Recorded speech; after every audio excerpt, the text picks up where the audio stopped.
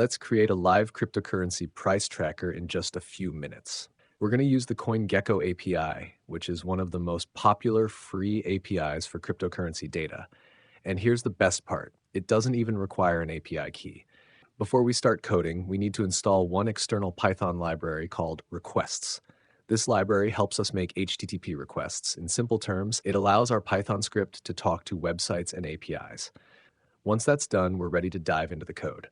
Now, let's open a new Python file and import the requests module at the top. Next, we'll write a small function and call it getPrice. This function will take two parameters, the name of the cryptocurrency and the currency you want the price in. Inside the function, we build the API URL based on those two inputs. We then send a GET request to that URL using requests.get. The API will respond with a JSON, which is just a fancy way of saying structured data that we can read easily in Python. From that JSON, we extract the price and return it. And now for the fun part, let's run the program. Call the function with Bitcoin and print the result. Want to check the price of Ethereum instead? No problem, just replace Bitcoin with Ethereum when you call the function.